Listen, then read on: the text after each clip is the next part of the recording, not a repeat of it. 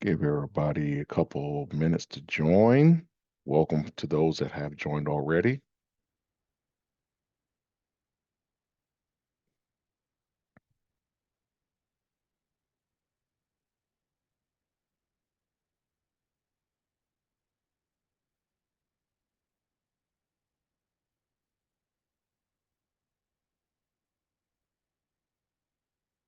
Looks like we are right at the top of the hour, so I will give one more minute and then we will join. Again, thank you for everyone that has joined.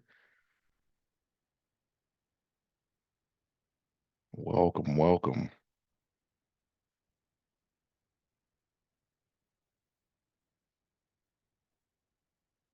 So due to our constraints on time, I think I'm going to go ahead and get started. So again, welcome to those that have joined. Welcome to our Still Fighting Our Way Up presentation on Juneteenth from Symplr, our family. So thank family for everyone joining. We're going to go through our panels. We got some panelists here. We've got a nice agenda for you all. A couple things that I want to just key up and let everybody know that there will be some time for Q&A at the end. Please use the Q&A like we normally do in our Zoom meetings for questions and answers. And then if you use the chat for, our comedy things of like we normally do. But all participation is very much welcomed. So with that, let's get started. So we have a few panelists, a special guest here. I want to thank Dr. Stacy Jones, Jeff Newsome, and Nikki Gardner for coming on and allowing to give your expertise on this panel discussion.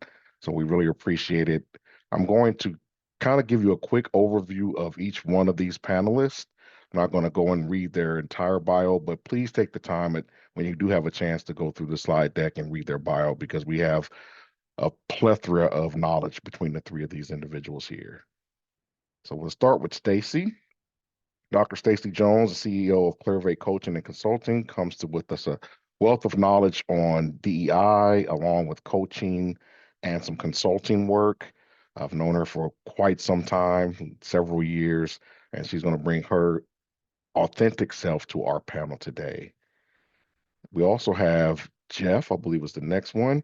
He is one of our celebrated military gentlemen. So thank you, Jeff, for bringing your expertise. I know you're going to bring your authentic self to this conversation too. And then next we have Nikki. Nikki Gardner, everybody, the first thing you'll probably see is that Amazon sitting up there, which we probably all have packages at our door right now. But she's going to bring that wealth of knowledge from her perspective with the DEI leadership and her own business also. So we've got a very broad panel here for these discussions today. Couple things I want to talk about here. We're going to lead off with why does Black leadership matter? Black leaders serve as role models, mentors, advocates for equitable practices, ultimately contributing to more and just productive corporate culture. We've got a slide here that also has some stats on here. A couple of things I want you to pay attention to on that slide. You'll see from 1966 up until 2008, we had some growth here in Black leaderships and managers. Then you'll see right at the beginning of 2013, we had a slight decline. Pay attention to that because there's some really tough conversations behind that stat alone. As we move into the next stat, you'll see something that I want to highlight on the next slide here. And I think my screen may have frozen, but here we go. The very first bullet point, one of the things that I really want to call out, and I think a lot of people probably are aware of this, but I think there's several of us that are not aware of this. For the Fortune 500 corporations in America, 2% of those are led by Black or African Americans, however you want to define it, men and women, 2%. And you'll see that graph, there's a large gap between that white, Latino, and African American. So I want you to pay attention to that as we ask some of these questions that are coming forward. So with that, I'd like to ask our first panelist the next question, that very first question. And it really comes down to Stacy. I want you to be the first one to answer this question. But what factors do you believe contribute to Black professionals hitting a glass ceiling in their careers? Thank you for the question, Sean, and thank you for inviting me to speak to you and your organization today. There are a couple of things that contribute to the glass ceiling, and what I actually in research it's called for Black employees, we hit a concrete ceiling. And general, the general public or white individuals are aligned to a glass ceiling. Asian individuals hit something called a bamboo ceiling. So for us, it's just much more difficult because of the intersections of being Black and male, being Black and queer, being Black and woman. So that intersection creates more of a concrete barrier for us versus our peers in other of other races and ethnicities. But the factors that I believe is the primary one that contributes is the fact that um,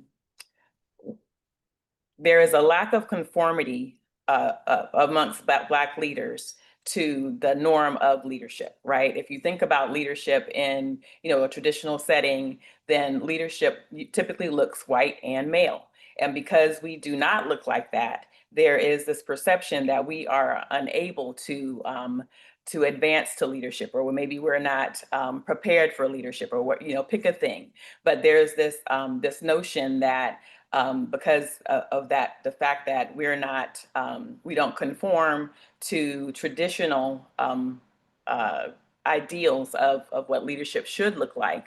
There's an expectation that we won't be able to move forward. So that's one component. Another component is just the fact that we aren't. Sometimes we're just not invested in. If you think about mentoring and coaching and development programs and things of that nature, if you're in an organization that is majority dominant, meaning it's mostly white males and females, then it's going to be more challenging for individuals that are Black or of color to be able to move forward and engage and get into those leadership development programs. There may be people that are decision makers that may not see, using air quotes, see the potential in Black employees and the Black professionals, and may not invest in them appropriately. So those are just a couple of things that I think contribute to hitting that glass ceiling. I'm sure the other panelists will have additional and may want to add their 2 cents to it as well. Thank you. Thank you so much, Stacey. That was actually a great answer. Now we're going to ask the same question to Jeff. Jeff, what factors do you believe contribute to Black professionals hitting a glass ceiling in their careers? Thank you for the question, Michelle, and amazing answer, Stacey. So first, I want to just start off by saying, like, we don't want to deny that those structural barriers and biases exist. But then I also want to flip it and say that's not the whole story. So from my perspective, one of the most damaging and rarely discussed contributors to us continuously hitting this glass ceiling or concrete ceiling, as Stacey pointed out, is we continuously victimize ourselves and villainize others.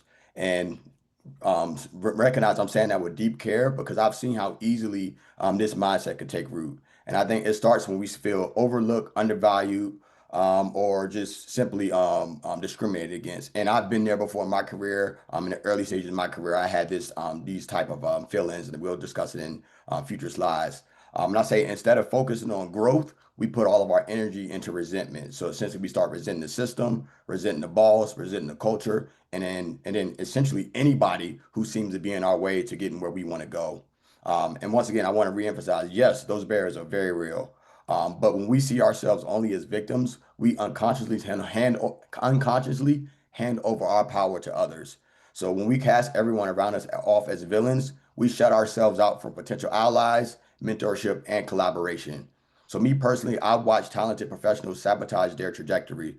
And it was not because they lacked skill or potential. It was just simply because they let their frustration speak louder than their focus. So essentially, they gave up before they even had the chance to break through that glass or concrete ceiling. For me, I believe like leadership requires like that emotional maturity. So you must stay ready even when the process feels unfair, because we all know it's unfair. But it's like, what do you do about it? You must keep your integrity intact while playing the long game. Leadership does not always come when or how you want, but it always does come up to those who stay open, adaptable, and prepared for their moment. So the glass ceiling shatters not just through protests, but through consistent excellence, emotional discipline, and strategic self-awareness.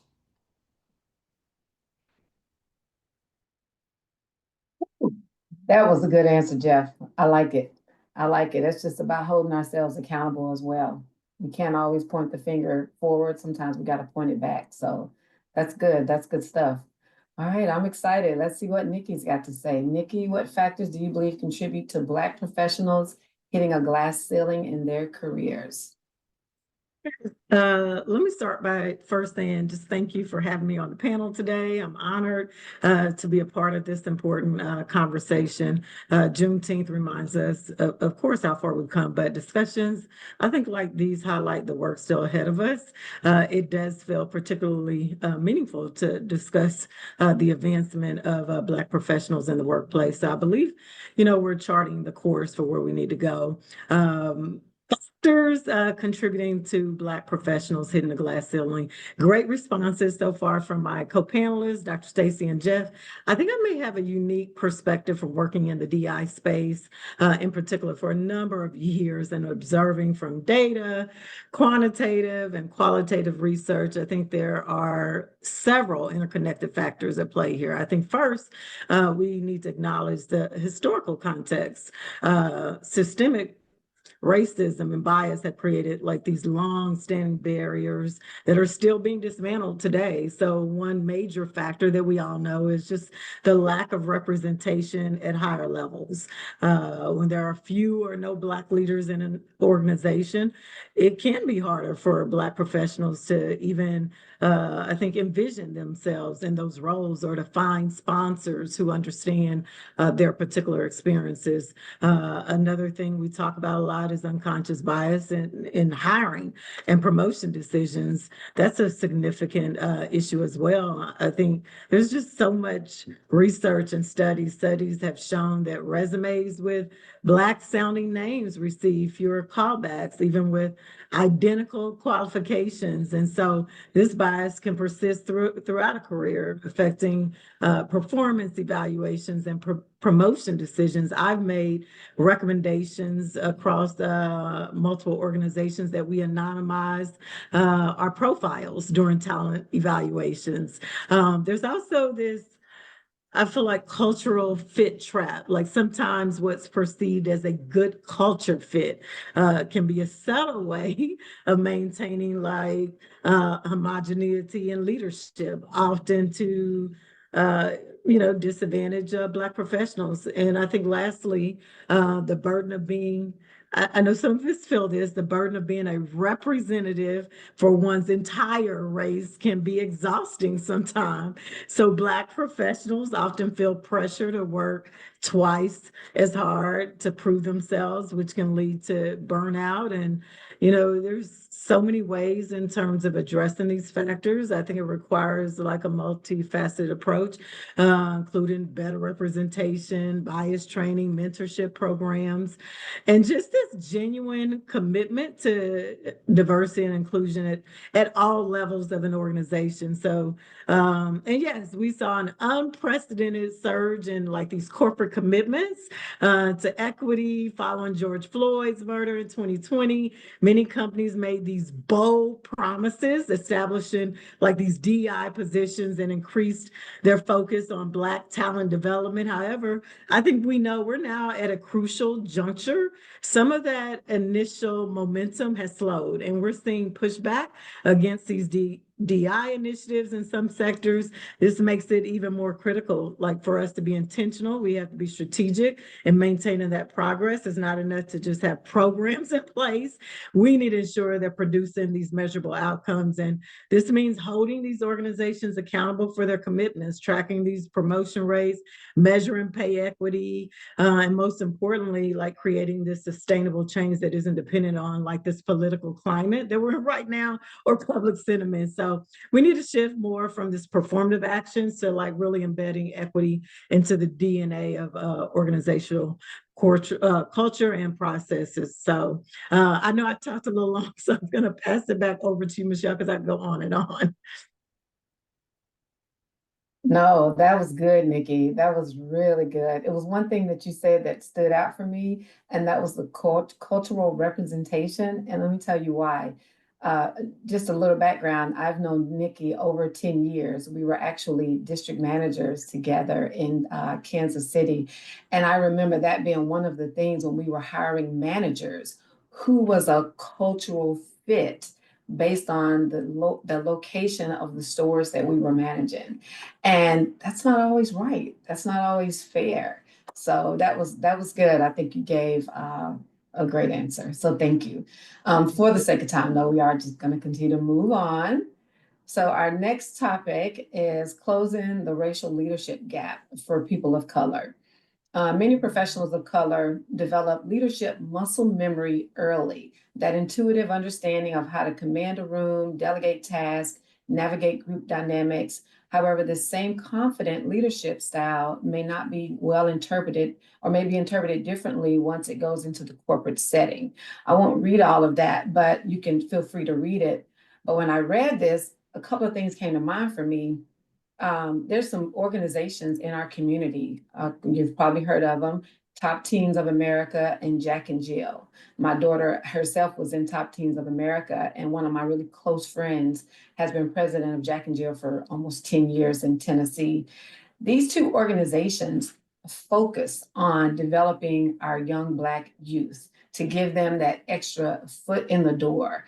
They learn how to do public speaking. They learn all different tactics of being a leader.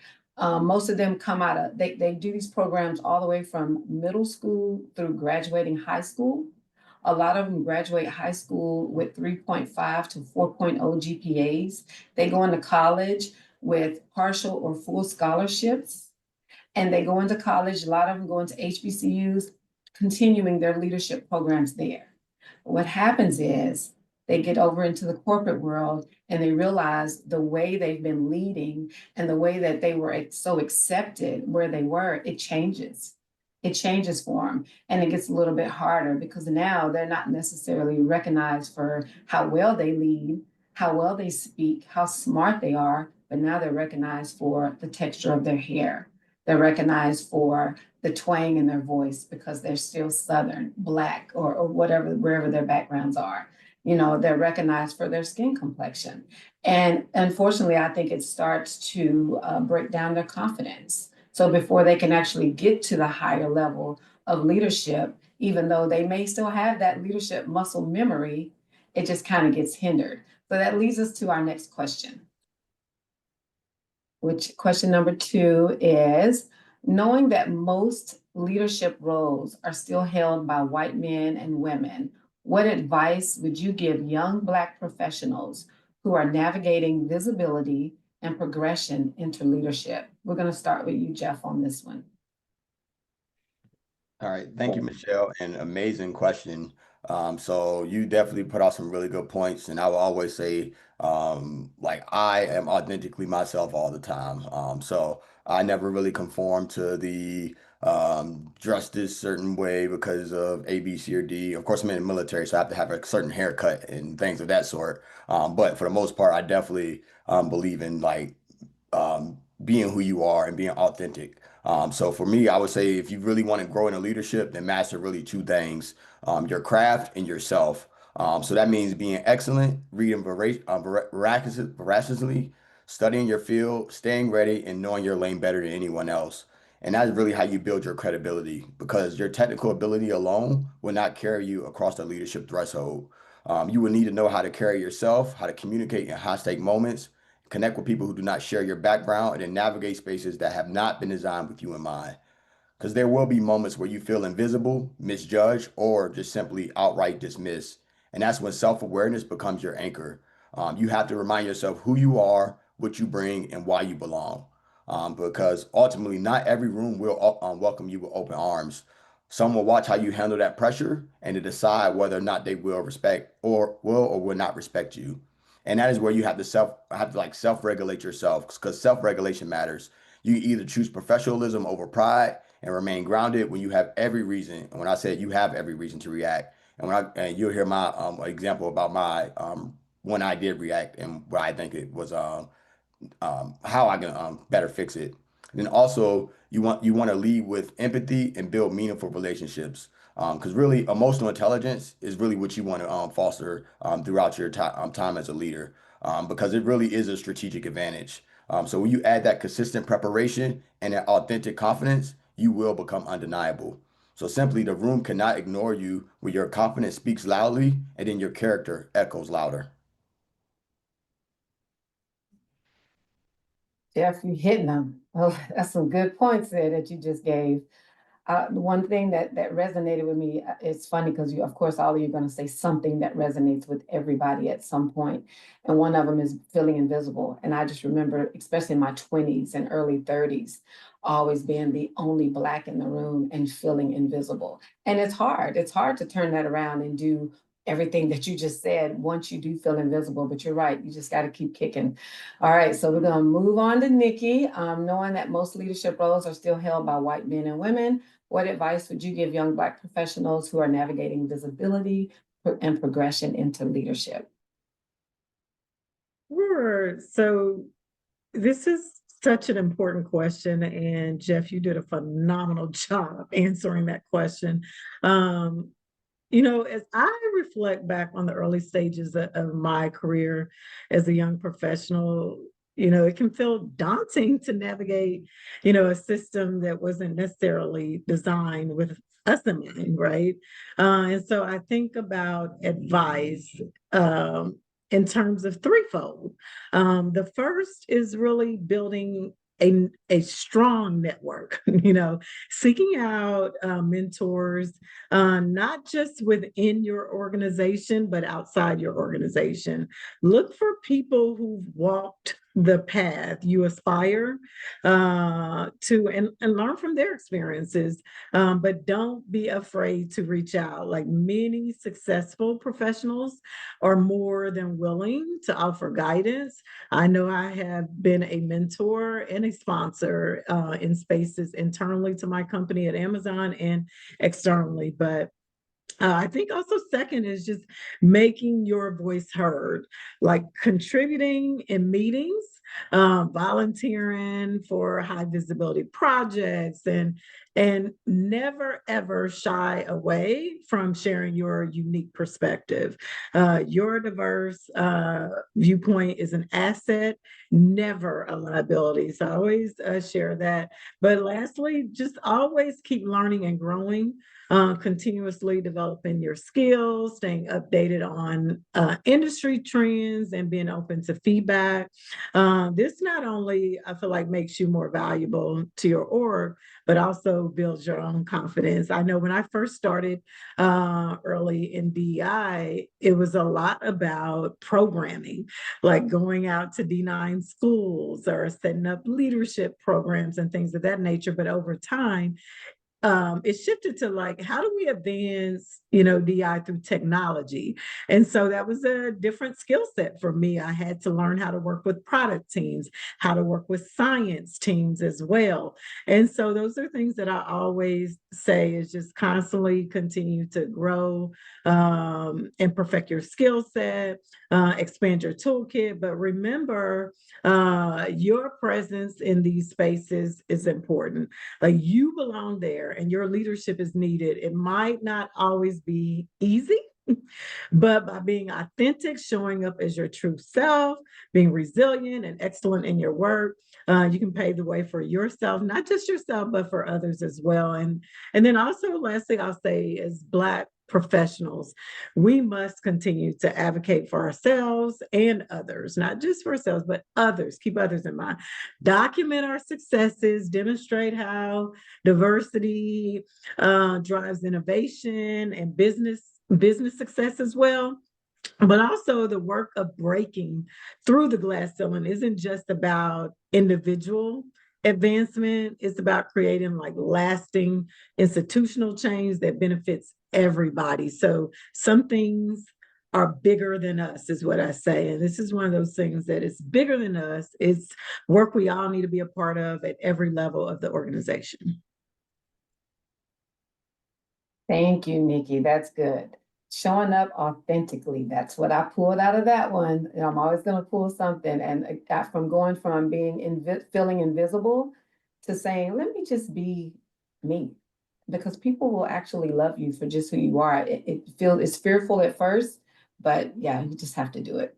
All right, Stacey, we're going to move on to you. Knowing that most leadership roles are still held by white men and women, what advice would you give young Black professionals who are navigating visibility and progression into leadership? Well, I'll say this, that the audience is really getting some good stuff today, because Nikki and Jeff's answers were excellent.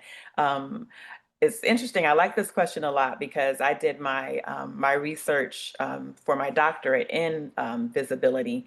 And Michelle, when you said that you were often the only, it really resonated with me, because that was the title of my dissertation, was often the only, because I found myself in spaces and in leadership where I was often the only one that was either Black or a woman that was sitting around the table making decisions and feeling invisible, but yet also feeling hyper visible in those times. So, as young Black professionals that are going into these spaces, regardless of whether they're majority dominant or not, I would say, look at your visibility or your hyper visibility, and be really discerning in how you want to utilize it. So meaning, Nikki mentioned earlier about how sometimes we as Black professionals are carrying the organization or the representation of our organization on our backs.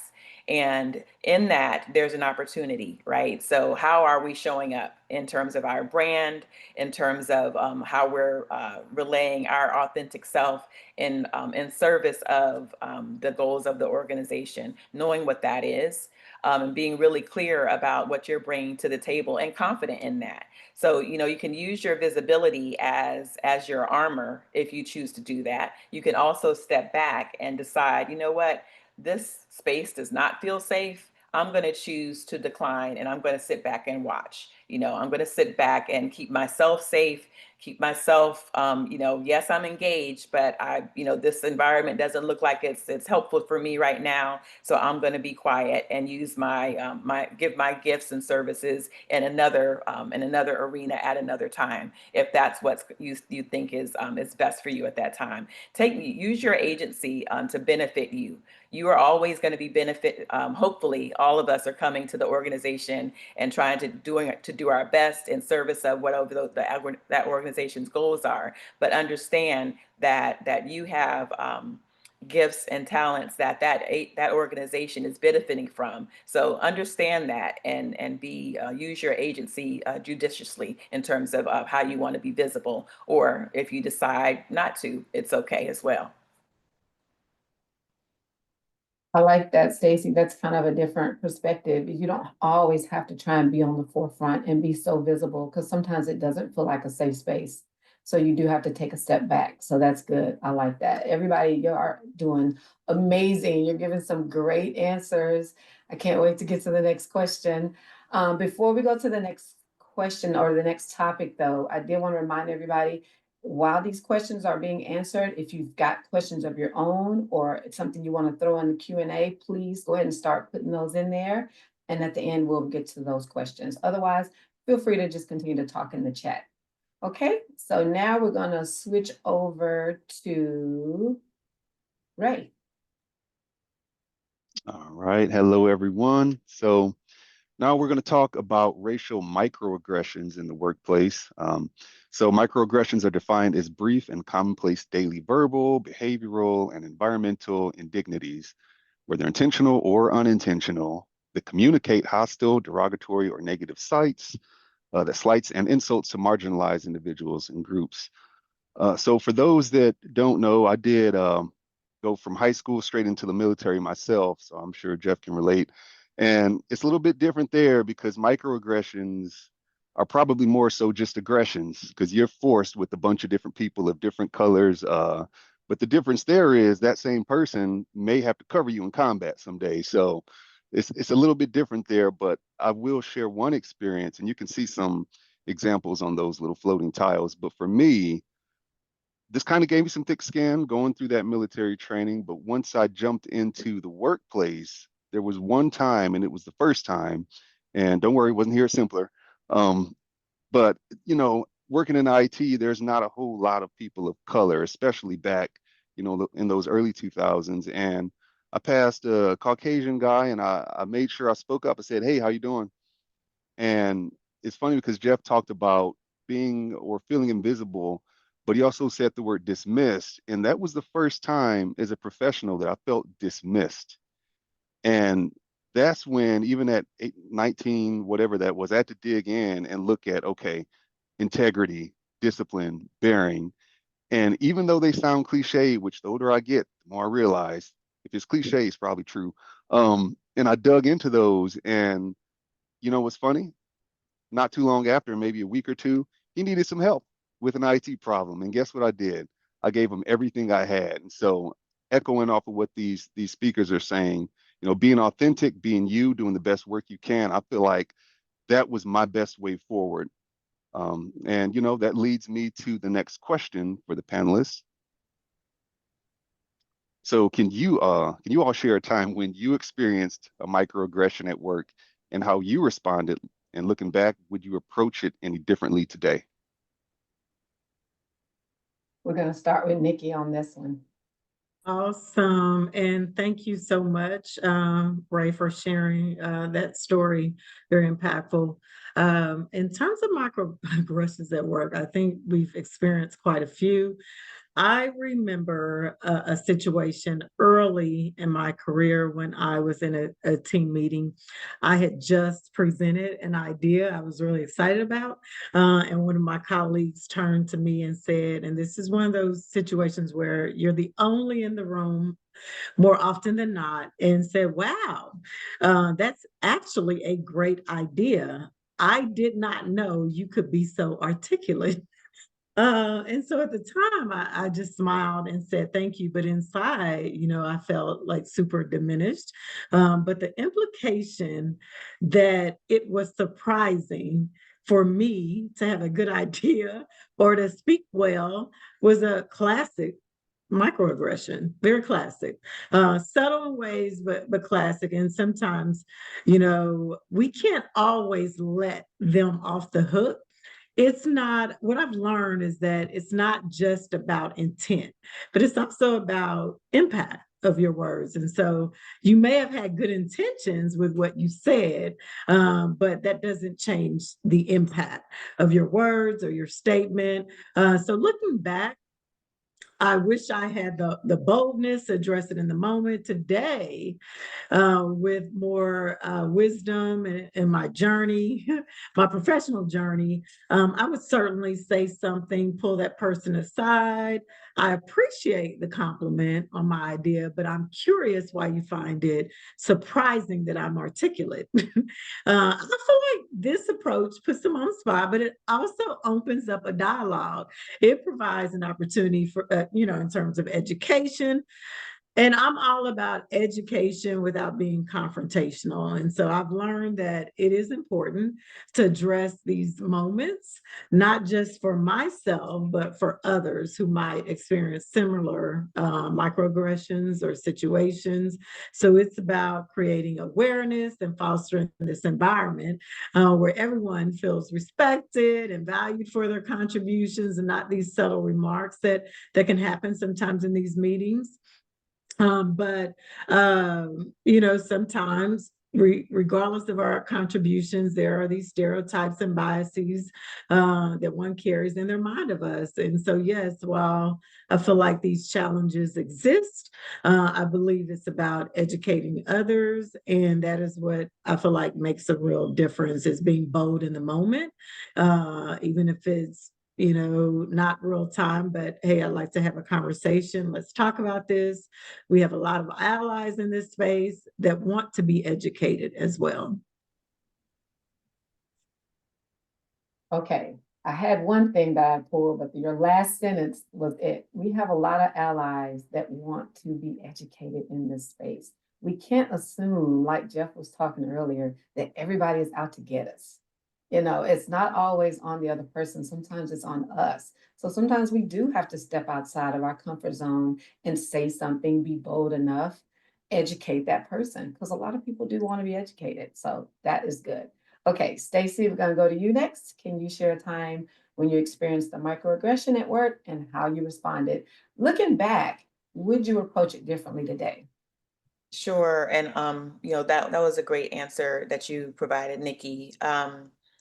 For me, one that comes to mind is one that probably a lot of Black women have experienced is this discussion about hair. So, when I've gone to work and had people want to touch my hair and actually touch it, going into meetings where, I change my hair pretty often, usually once a week. It's different. It's a different style. So going into the office and going into a meeting and having discussed, oh, you changed your hair, and oh, it looks so nice, or oh, this, or it's the topic becomes about something that is not me. Yes, my hair is a part of myself, but that it's a very uncomfortable type of situation. And it becomes, again, it just kind of diminishes my intellect and what it is that I'm bringing to the table to simply talk about a discussion about a hairstyle, which you don't see anybody doing that amongst other people. You know what I mean? So the fact that there is that discussion there is very limiting. Looking back, having had those experiences many times, and I would just simply say, oh, thank you, take it as a compliment, and try to just be very to the point and to kind of try to move the conversation along to something else. I think at this stage of my journey, and the level of maturity I am, and the level of the organization that I'm in, being an executive and all of that, I would probably take it as a teaching opportunity and allow myself to be vulnerable in that space and say how uncomfortable it makes me feel that we're having this discussion about my hair.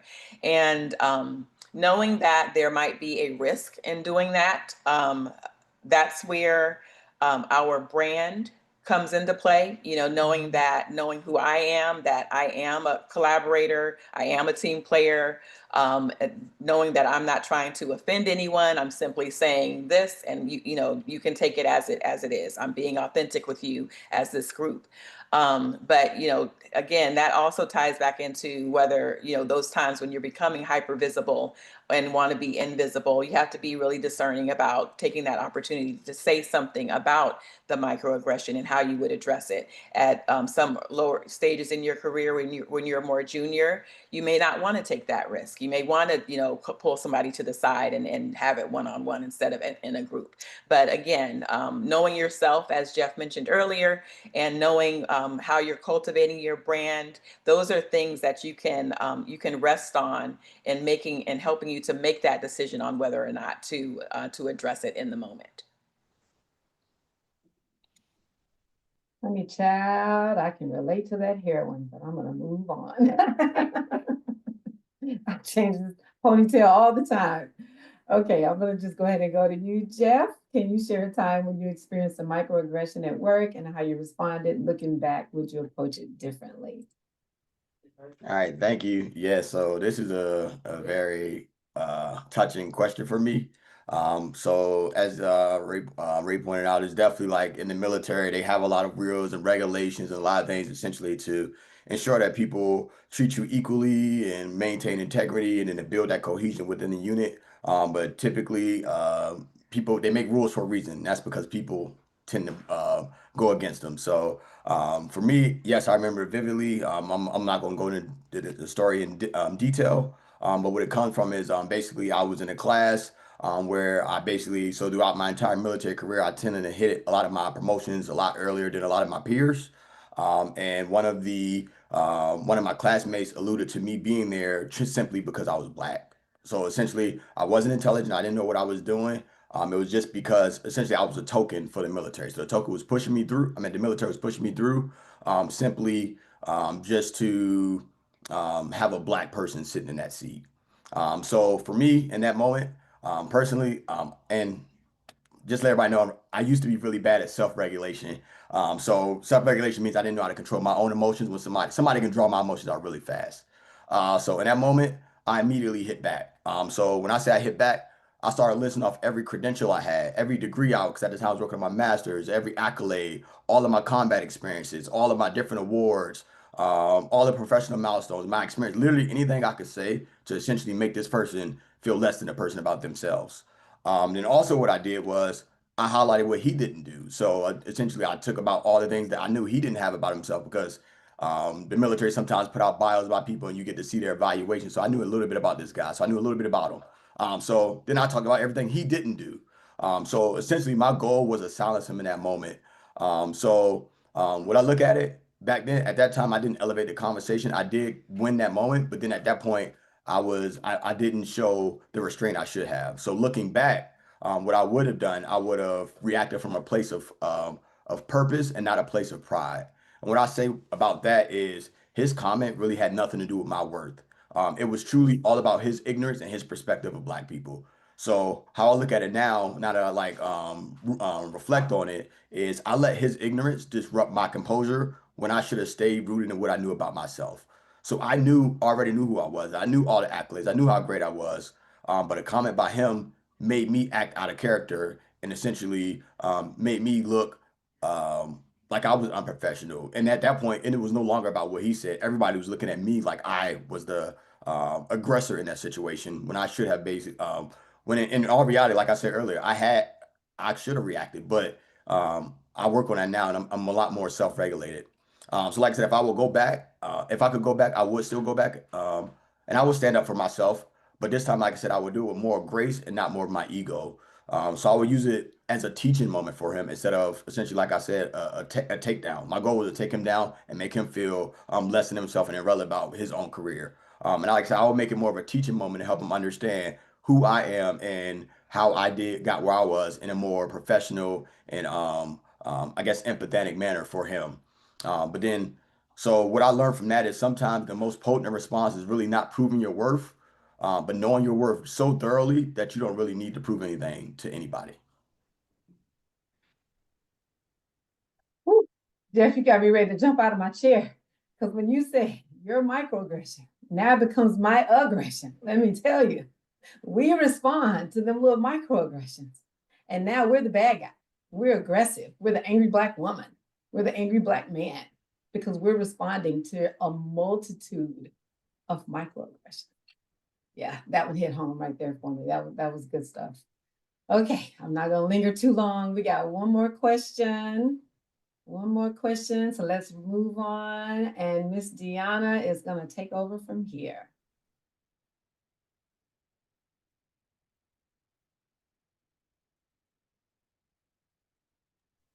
Apologies, I got a little frozen there. So our next slide here is what's next. We talk about what's going on. Let's talk about actionable steps. What are some solutions? What are some things that we can do to help make these types of changes? And so for organizations, start implementing leadership transition labs or mentorship programs that pretty much talk about and are a proactive a proactive way of mitigating the gap when we talk about Black folks going into the corporate world or the professional world and not necessarily being comfortable in that space or knowing how to move in that space confidently. There's also things like making sure that it's aimed at bridging the gap to, again, between their leadership acumen and corporate expectations while challenging the expectations. So it's not just about learning so much the culture, but also not forcing them to conform or to not be so much of themselves that they're a shell of themselves 8 and 10 hours out of the day. Current leaders need to begin or continue to acknowledge and validate diverse leadership styles. Are you setting an expectation of conformity, or are you encouraging new ideas and encouraging evolution in leadership? Emerging leaders, leverage your early leadership experiences strategically. That includes making sure that you are professionally competitive, not staying stagnant, making sure that you stay as excuse me, stay as documented as you can. That includes how roles shape your leadership style, persuasively framing the narrative around your proven abilities, and directly connecting your leadership to those organizational outcomes and successes. And so that leads us into our next question. What steps do you think companies should take to meaningfully support the advancement of Black talent in the workplace? All right, we're going to start this one with Stacy. I'm excited about this question because we actually have our fearless leader, BJ, on the call. So I am looking forward to this one and getting some feedback. Sure. Thanks for the question. I think there's a few things that that organizations can do, and I had mentioned um, the investment in talent and development for employees. That is really critical, particularly for employees that have been historically marginalized. Having a leadership opportunities or career development opportunities that have set career paths and opportunities, and this isn't we're hearing a lot of words bandied about these days, like quotas and affirmative action and an affirmative action hire and things like that. This is not what I'm talking about. You can have leadership development programs that are created for that people can compete for, and still have that developmental opportunity, or still provide developmental opportunities for employees in your organization. That's really important to be able to show that you're interested and invested in continuing to have a diverse and inclusive workforce. And in addition, you're gaining and being able to maintain the ability of that individual for the long haul, hopefully. So being able to have those leadership development programs, mentoring programs, and also coaching programs. It was earlier on in my career I came to coaching.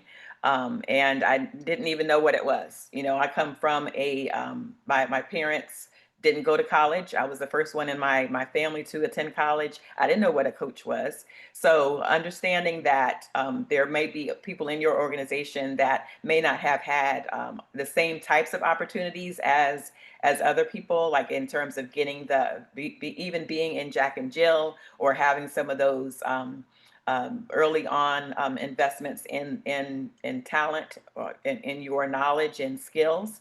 That means that individuals may need to get it elsewhere. So having intentional programs that are designed to cultivate and retain individuals is really, really critical.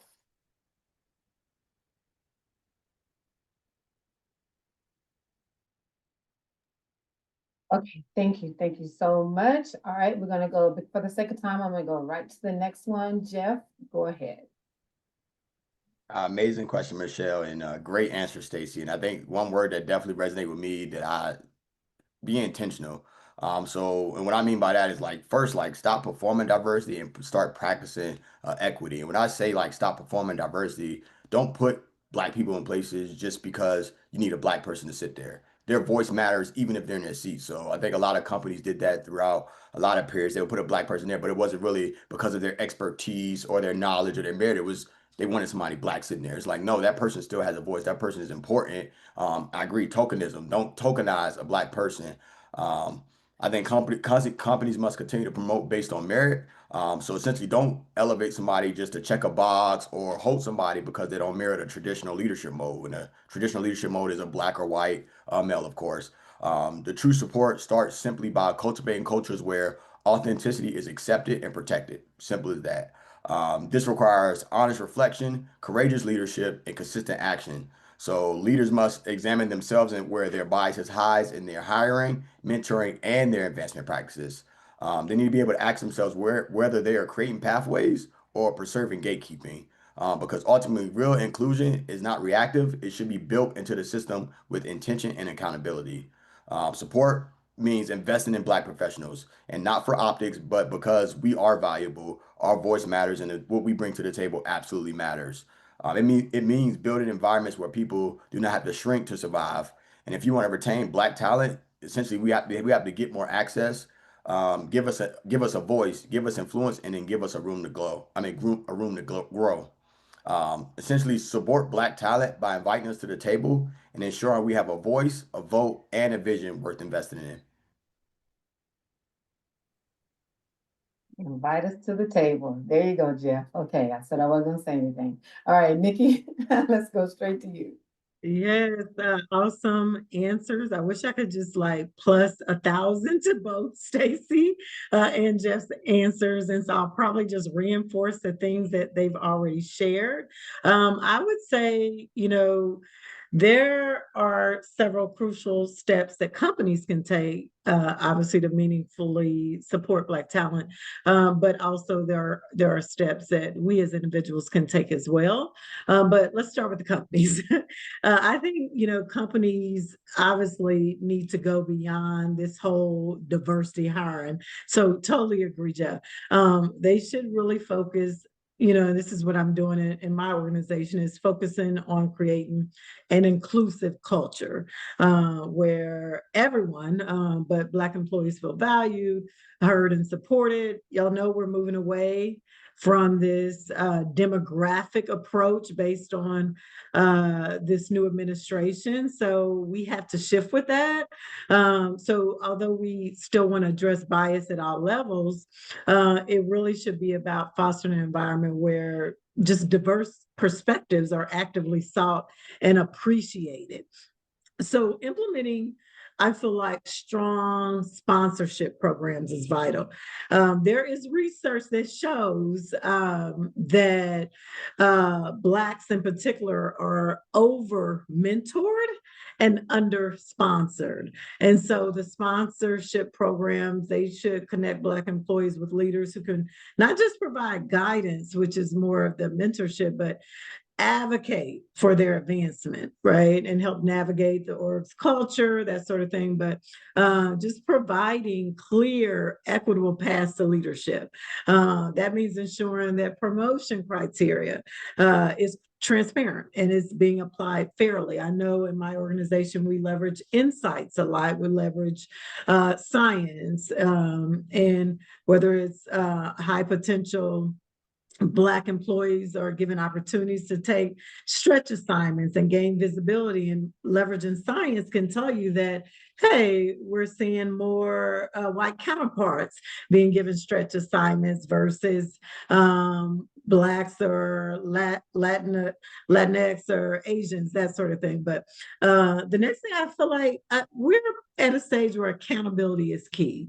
So of course, I think that setting concrete goals is great, but also tying executive compensation to meeting these goals. But another thing that I see a lot is down leveling, where we see Blacks, accepting roles are being down leveled to a level below their counterparts that may have the same backgrounds, the same qualifications, but they're being down leveled. And so I think regular audits of pay equity and then also promotion rates can help identify and address those disparities. But lastly, I think companies just need to listen to their diverse talent, whether it's regular feedback sessions, listening sessions, the employee resource groups, confidential surveys can provide like valuable insights into the Black employee experience, and that also helps inform more effective strategies for support and advancement as well. But remember, it's not just about doing the right thing. It's about building stronger, more innovative companies. Diverse leadership, we know, leads to better decision-making and improved business outcomes. And so I'll wrap it up by saying that being intentional, it's up to us to be very intentional and understanding who are the folks in your org that are in position of influence? Is it your ELG leaders? Is it your DI director? Or who has the ear of the CEO or top executives? What could we be doing differently, whether it's leveraging, like I said, data and technology, learning initiatives to reduce bias in our talent processes, whether talent acquisition or talent management? Technology is moving at such a rapid pace that like the train sometimes has left the station, but we have to jump on the train and make sure that we're leveraging technology in a new way to advance DI. But companies also, they just need to understand and accept us to help them understand they aren't just supporting Black talent, they're investing in their own success. It's our job to bring them along on this journey. So whether it's advocating for retention interviews, exit interviews to gain more insights, it's up to us to like surface these new groundbreaking initiatives that exist to the folks that are in position to make a change. All right. That is a magnificent answer, Nikki. That was chock full of a lot of good stuff. And I see our leadership is biting at the bit listening to you over there. So I just think that's awesome. We're down to just a little bit of time. I see we've got, I think, 3 questions, and Miss Emily is gonna take over the Q&A part. Yes, so I know we're coming down to time now, so we'll get through as many of these as we can. But I will make sure to send all of your questions to our panelists to address as appropriate. So if we don't get to yours, they will likely follow up with you if you have questions we don't get to. So I'll take the first question that we got from Billy, and I know you guys touched on this a little bit. What can we do in the face of DEI initiatives being reduced and even dismantled in many companies? How can we help those employers / retailers, et cetera, knowing we still want those programs and want them to be re-engaged and even want them more robust through something other than boycotting / protesting? Well, I would love to take a stab at that, unless you were choosing a particular panelist. No, open to anyone. Okay, I love to take a stab at it. I think that this administration, they told us what they were going to do. And they're actually doing exactly what they said. So if you were paying attention, they already told us these executive orders are out. And so a lot of companies are pivoting. And I think, we can pivot or shift with this transition. But I do not think DI is dead. I think it is very much alive. I think it's a shift in how we approach it. So when I say a shift, I think it's about how do we tailor some of our language.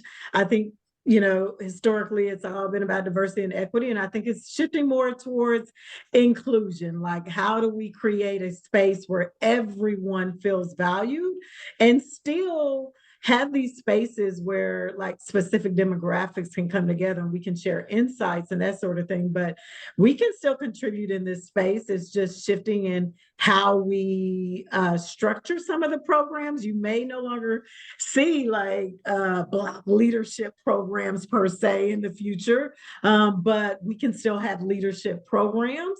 And I think it's underpinned by the insights that we have across demographics. So the work will still progress.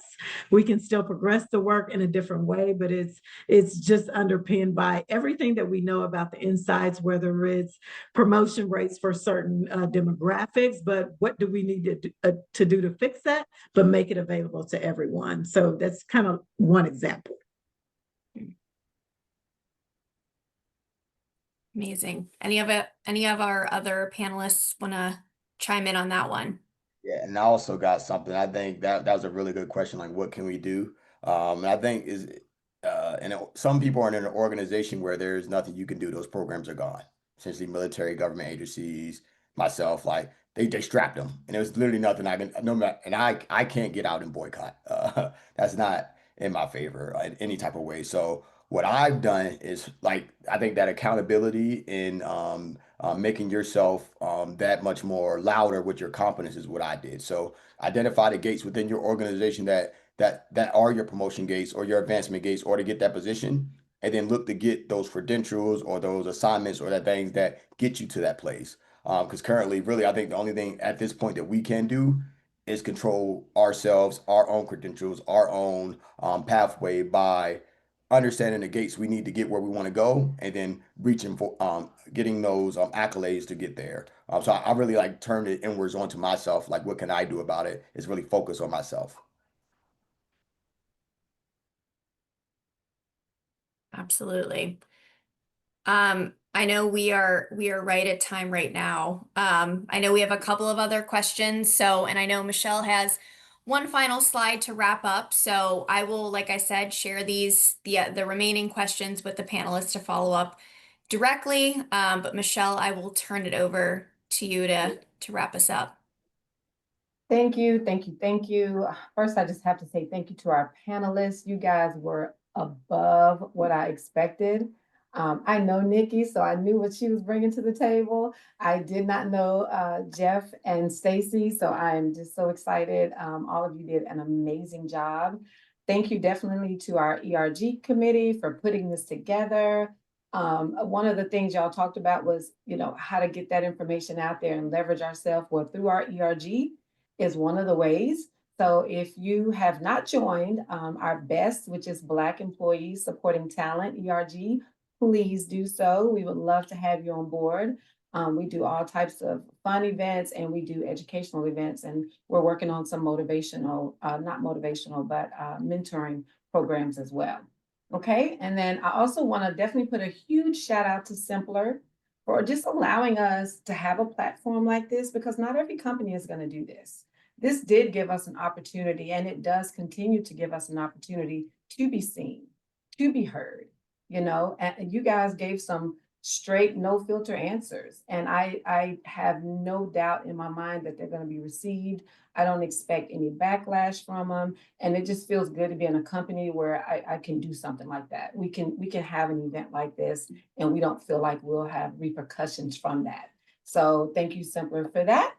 And that pretty much wraps it up. We are going into our Juneteenth celebration, and going into that, we just wanted to spark some things in your mind, spark some things in our leadership minds.